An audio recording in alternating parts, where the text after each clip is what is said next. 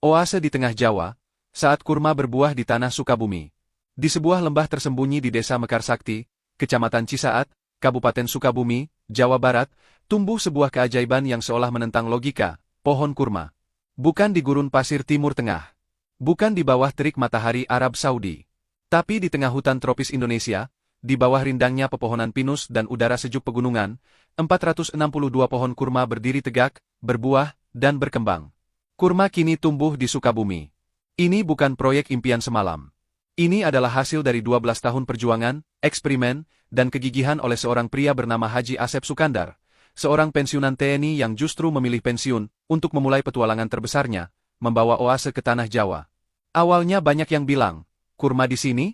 Gila kali, ini kan daerah hujan, bukan gurun. Cerita Asep sambil tertawa. Tapi saya yakin, kalau tanahnya tepat, iklimnya bisa dimanipulasi, pasti bisa. Dengan modal nekat dan pengetahuan yang ia kumpulkan dari buku, internet, bahkan kunjungan ke negara-negara produsen kurma, Asep mulai menanam pohon kurma pertamanya pada tahun 2013. Ia mengimpor bibit dari Mesir, Arab Saudi, dan Tunisia.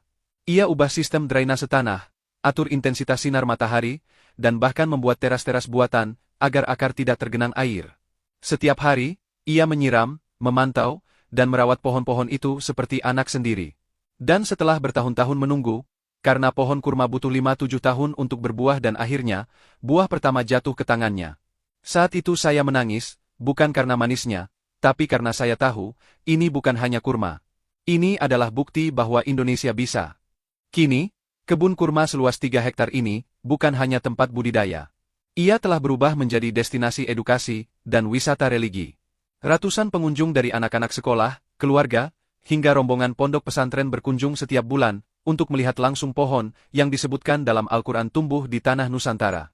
Pohon kurma di sini bukan hanya satu jenis. Asep berhasil menanam berbagai varietas, seperti medjool yang besar dan manis, deglet nur yang kering dan garing, hingga ajwa yang dikenal sebagai kurma nabi. Yang paling mengagumkan, buahnya benar-benar bisa dipanen dan dikonsumsi. Meski ukurannya sedikit lebih kecil dibanding kurma impor, rasanya manis, legit, dan segar. Ini bukan kurma palsu, bukan boneka. Ini asli, tumbuh dari tanah Indonesia, kata seorang pengunjung, sambil mengunyah buah yang baru dipetik. Kebun kurma Mekarsakti juga menjadi simbol ketahanan pangan dan ketahanan iman. Di tengah ketergantungan Indonesia pada impor kurma selama bulan Ramadan yang mencapai ribuan ton setiap tahun, Asep ingin menunjukkan bahwa kita bisa mandiri. Kenapa harus impor, kalau kita bisa tanam sendiri?